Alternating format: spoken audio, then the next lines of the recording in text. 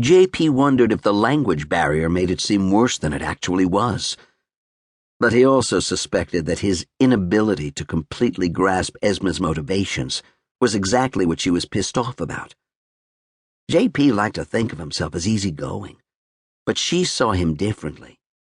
In her view, he was incapable of taking anything seriously. Esma had come to Jackson for the same reasons many did: better wages and more opportunity. She and JP met at the Teton County Fair. It took some convincing, but JP eventually succeeded in wooing her. Now she had moved back to Mexico for the winter, where she was going to clear her head. They weren't broken up, she'd said, but they weren't together. Whatever that means. For all his shortcomings as a boyfriend, JP didn't lack patience. He was upset when she left, but he'd stopped short of blowing up.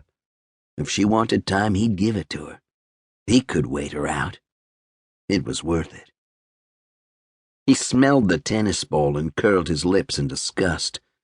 It stank of the can and the dog's slobber, Curiosity and the cat, and so on. He tossed it back in the drawer, walked over to the ancient radio and fiddled with the dial.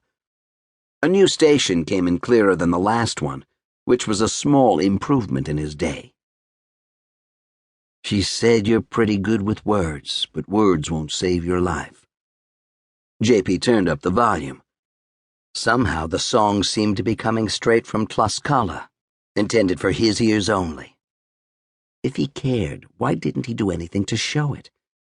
In her nebulous English, Esma had expressed that sentiment to him daily for the last few weeks.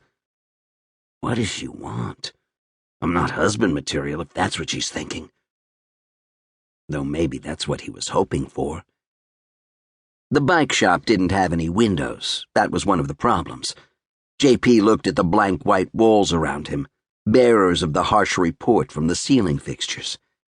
He'd read about sick building syndrome, which afflicted people who spent all day indoors with stale air and light, and figured this was what it must be like.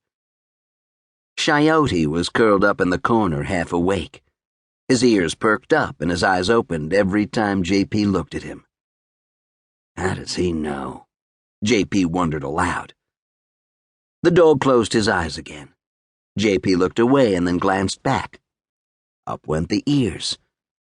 JP tested him a few more times, then moved on to other variations, watching out of his peripheral vision and waving his hands in the air. Could he trick the pup by sending invisible sonic waves toward him? The dog snored. JP finally turned his head toward him. The big satellite dish ears rose. Come on, buddy. I'm just messing with you. The mottled young healer sleepily lumbered over, sat on JP's feet and gave him a solemn look. Sorry, dude. JP scratched his ear. The dog leaned into his petting and let out a sigh. Coyote was bored too. Poor thing. We're not cut out for this, are we? The hound only cocked his head. Without warning, the bell rang. Someone was coming into the shop. Best behavior, Coyote.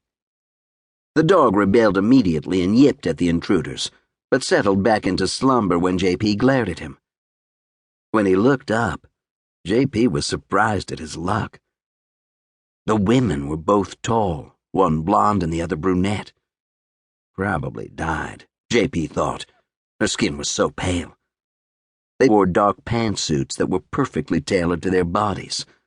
They were all lipstick red lips and long legs. JP bent over and feebly tried to wipe the dog hair off his pants. How can I help you, ladies? The light-haired woman spoke with what sounded like a Scandinavian accent, but her English was confident. Just looking, thanks.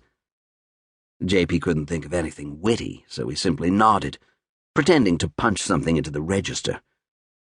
The women looked at the merchandise on the walls: bike tire levers, pumps, a few kitschy hats and t-shirts. JP watched them out of the corner of his eye. They didn't stay for long. Thank you, the brunette said as they turned to leave.